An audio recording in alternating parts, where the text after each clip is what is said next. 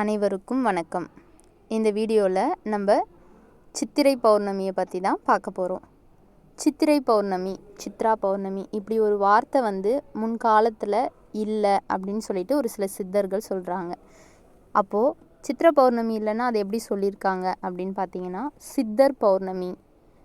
ஏன்னா இந்த சித்திரை பௌர்ணமி அன்னைக்கு சித்தர்கள் எங்கே இருந்தாலும் நம்மளுடைய பூமிக்கு இறையருளை வழங்குறதா கோரக்க சித்தர் கூட அவருடைய மலைவாடகம் அப்படின்ற ஒரு நூலில் எழுதியிருக்காரு.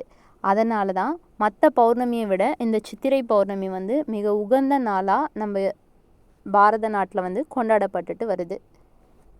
எந்த அளவுக்கு சூரிய ஒளிக்கு எனர்ஜி இருக்கோ அதே அளவுக்கு நிலவின் ஒளிக்கும் எனர்ஜி இருக்குது அப்படின்றது தான் சயின்ஸ். அதாவது ஒரு செடியோ மரமோ இல்லை ஒரு மூலிகையோ வளர்கிறதுக்கு சூரியனுடைய ஒளி எந்த அளவுக்கு அவசியமோ அதே அளவிற்கு நிலவின் ஒளியும் அவசியம். இது அறிவியல் பூர்வமாக நிரூபிக்கப்பட்ட ஒரு உண்மை. எப்படி சூரியனோட ஒளி நம்மளோட உடம்புல படும்போது உடலில் பல்வேறு நன்மைகள் ஏற்படுதோ அதே போல் நிலவின் ஒளி படுறதால நம்மளுடைய அறிவு பலப்படும் அப்படின்னும் நம்மளுடைய மனம் சார்ந்த பிரச்சனைகள் நீங்கும் அப்படின்னும் அது மட்டும் இல்லாமல் உறக்கம் சார்ந்த பிரச்சனைகள் தீரும் அப்படின்னும் நம்மளுடைய சித்தர்கள் சொல்கிறாங்க. மேலும் இந்த சித்திரை பௌர்ணமி தினத்தன்னைக்கு நம்முடைய பூமியிலிருந்து ஒரு உப்பு கிளம்புவதாகவும் அந்த உப்புடைய பெயர் பூமிநாதன் அல்லது பூநீரு என்றும் நம்மளுடைய சித்தர்கள் கண்டுபிடிச்சு சொல்லியிருக்காங்க. அந்த உப்புக்கு மிகச்சிறந்த மகத்துவம் இருக்கிறதாகவும் சித்தர்கள் தங்களுடைய நூல்களில் கூறியிருக்காங்க.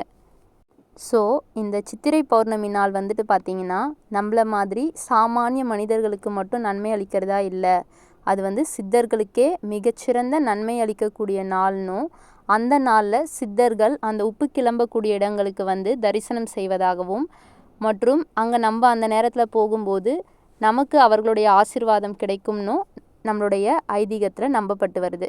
அதனால தான் சித்திரை பௌர்ணமிக்கு பார்த்திங்கன்னா நிறைய கோவில்களில் நிறைய வழிபாடுகள்லாம் வச்சுருப்பாங்க.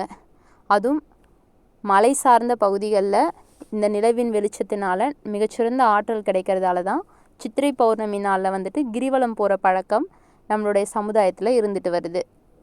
மேலும் ஒரு சில புராணங்களில் பார்த்திங்கன்னா இந்த சித்திரை பௌர்ணமி அன்னைக்கு கடல் நீரில் நம்ம குளிக்கும்போது நம்மளுடைய பாவங்கள் தீர்ந்து போவதாகவும் சொல்லியிருக்காங்க. மேலும் போகர் சித்தர் பார்த்திங்கன்னா இந்த நாளில் மூலிகை குளியல் செய்யறதால நம்ம உடலில் இருக்கக்கூடிய பல்வேறு தோஷங்கள் நீங்கும் அப்படின்னும் அவரோட நூலில் சொல்லியிருக்காரு. எனவே இவ்வளோ சிறப்பு வாய்ந்த நன்னாளான இந்த சித்திரை பௌர்ணமி நாளில் நம்ம சித்தர்களை வழிபாடு செய்கிறது நமக்கு மிகப்பெரிய நன்மையை அளிக்கக்கூடிய ஒரு விஷயமாகும்.